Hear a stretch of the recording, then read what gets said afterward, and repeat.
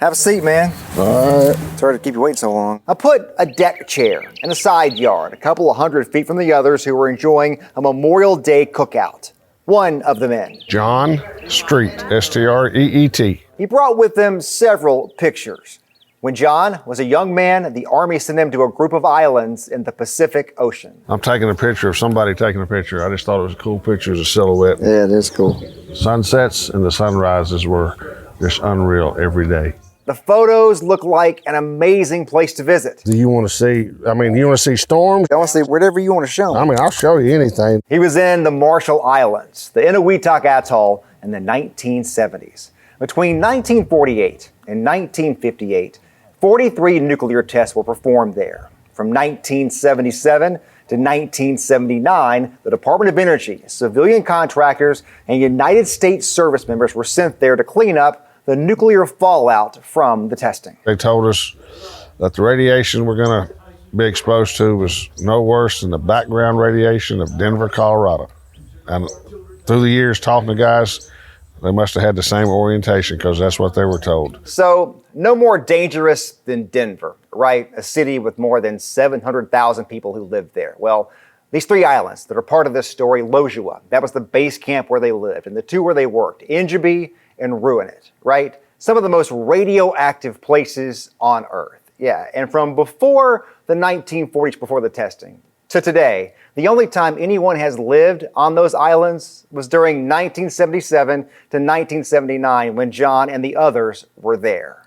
So not much like Denver at all. Usually within the first 2 weeks, when I got there, it was in the first 2 weeks, they called it orientation. They showed you videos on sharks and showed you some old 8mm or 16mm videos. Did you watch any videos about radiation? I can't recall if there was any on radiation. They took some of that nuclear debris left scattered from the testing and put it in a crater left after a nuclear test called the Cactus test.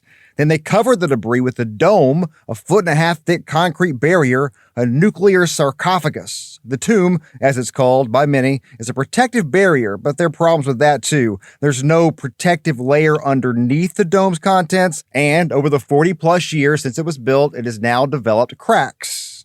But it is much more protection than the men who filled that crater had during the mission. They would put you in the banana suits and make you run around the island 2 laps, just so you could get acclimated to the heat.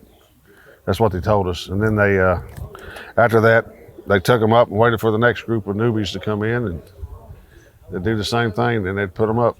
Never would see them on any job site.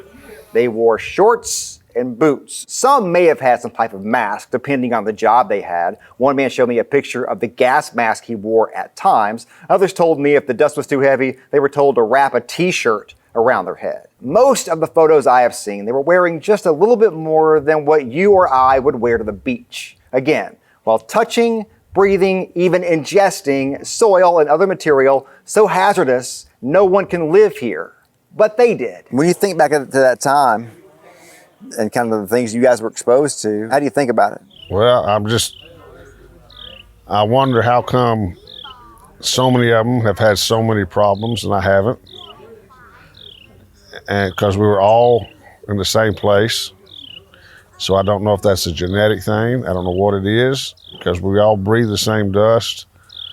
I think about, some of them with so many different problems. And I'm just waiting on my time for something to pop up. If it does, it does. If it doesn't, just like I told my wife, she says, well, you need to go get this checked or get checked or whatever. And I just told her, I said, the day I wake up dead, that I'll know what got me.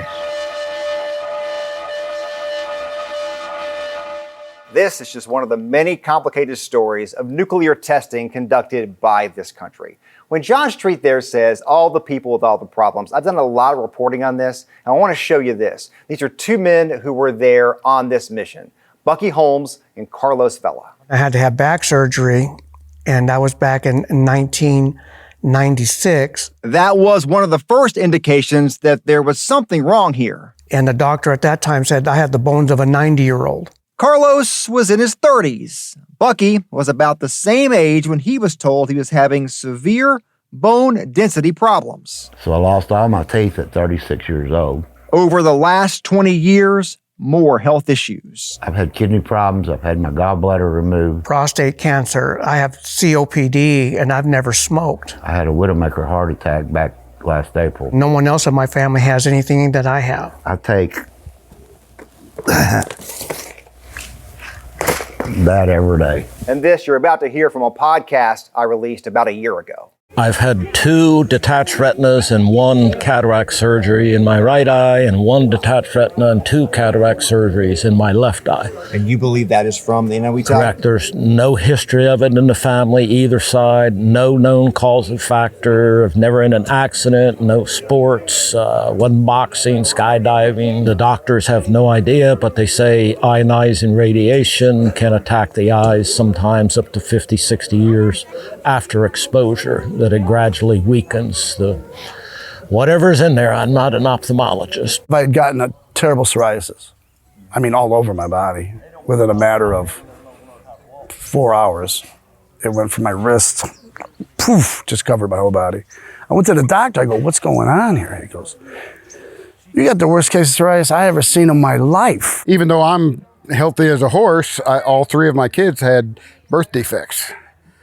And doesn't make sense because there's nothing wrong with me. I'm perfectly healthy, but all 3 of them had birth. I lost my middle daughter, my youngest daughter, from transposition of the major arteries. We lost her at 18. The guys that did pass away had multiple cancers at one time, which is not even close to being normal.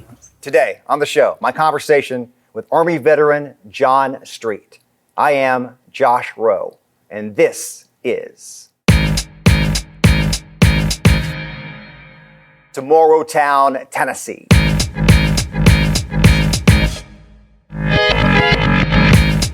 Tell me when you were in Enowetok. I was in Enowetok from October of 78 till the end of March 79. And what'd you do over there? First 2 weeks, I changed tires in the motor pool, and then after that, they gave me a dump truck, and that's what I did for the rest of the time. Went from Lodgeville to Ingested every day on a boat ride, loaded up, went to Runit, dumped it. Came back, got another load, took it back to Runit. They had these things called larks, the big wheels, amphibious, and they could put 1 dump truck on that. Or you might dump your stuff on a lark, and they might clean it off with a front end loader when you got there. There are some boats could take a couple of trucks, and some of the bigger boats could take like 6 trucks at a time. So it's just according to what showed up. So they would take your dump truck and load it up, take it over there, and you would drive it off the ramp, drive it down towards the crater, and dump it. That's all we did. You showed me the pictures earlier. This is on Lodgeville. That's the only time you'd ever see us in shirts. We had to actually put on our t-shirt and our short sleeve shirt. Somebody important came, so they had to come and look at the equipment and stuff, so we had a regular Army inspection. The pictures of the banana suits. Yep. That when you first got there, they make you put them on when you were there. Yeah, usually within the first 2 weeks, when I got there, it was in the first 2 weeks, they called it orientation. They showed you videos on sharks and showed you some old 8mm or 16mm videos about different things, and then they would make you get out there, dress you up, tape up your boots and your wrists and the gloves, and put a mask on and make you run around the island for 2 laps. They said it was getting you acclimated for when you were going to wear the suits later. Then they took them off, and we never saw them again. I never saw one on anybody working at any site. And I've seen the pictures in the magazines. I know all about the photo ops and stuff, but I never saw anybody wearing them. You said the orientation, you watched a video about sharks. Did you watch any videos about radiation? I can't recall if there was any on radiation. The one thing I do know is they told us that the radiation we're going to be exposed to was no worse than the background radiation of Denver, Colorado. And through the years talking to guys, they must have had the same orientation because that's what they were told. It was not going to be harmful. It was just, like natural background radiation coming out of the Rocky Mountains. So that's all I can remember seeing it. Lojua and Ruinit and Ingeby are all northern islands, right? They're in the north. Yeah. Anahuetok's on the bottom. Yep. You come up the eastern side, and that was the island where the Marshallese were. You come on up, keep coming up, and you hit Ruinit, and then there's a couple other little islands. I think one of them was called Gilligan's Island, and then there was Lojua. And Lojua went from the northeast corner, and then you went around to Sally and Amman and a bunch of other little islands, and then Ingeby was over towards the northwest corner, and then below it, a little bit southwest of it, was Boken, and that was the bird sanctuary. Thousands and thousands of birds. Wow. And so, but when you guys were there, nobody lived on most of those islands. No, there was nobody on the northern islands. None. Yeah. That's what we were supposed to do. We were supposed to clean it off for them so they could go back, because there's two different groups in Anahuetok: the dry Ingeby, who lived in the northern islands, and the dry Anahuetok, who lived in the southern islands. It's like there were two different clans or families or whatever, I don't know. What's the last couple of days been like to be here with all these guys? How's that been? Oh, it's fun. Just, I've met people I've met before in Springdale, and some down. We had another reunion that they were talking about earlier. Some of them didn't know because they weren't there. We had one back near where I live in North Carolina in Forest City. I mean, we had a pretty good group there. And so it's just, I met people here that I've seen on Facebook, and finally they got to come. Yep. And I met some people that I just found on Facebook that actually live in towns that I go through when I'm going back from North Carolina back home to Georgia. How's your health? I think it's, for my age, I'm pretty good. I don't really know because I don't go to the doctor. I try to avoid them, always have. And the only thing that I know any effects I've had some spots, skin spots that were cancerous, cut off my back and a little one off my leg. I found out the last few years of teaching school, they said I had high blood pressure, but since I'm retired from teaching, that's gone. So overall, not too bad. No, I'm still pretty active for my age. I play golf, softball, old man's baseball. And how old are you? 64. 64. When you think back to that time and kind of the things you guys were exposed to, I mean, how do you think about it? Well, I wonder how come so many of them have had so many problems and I haven't. And because we were all in the same place. So I don't know if that's a genetic thing. I don't know what it is, because we all breathe the same dust. I think about, some of them with so many different problems, and I'm just waiting on my time for something to pop up. If it does, it does. If it doesn't, just like I told my wife, she says, well, you need to go get this checked or get checked or whatever. And I just told her, I said, the day I wake up dead, then I'll know what got me. So that's my attitude toward it. Yeah. I just try to keep a positive attitude, and I've always had the attitude of, because I taught middle school for 30-something years. I always, in my mind, felt like I was 18.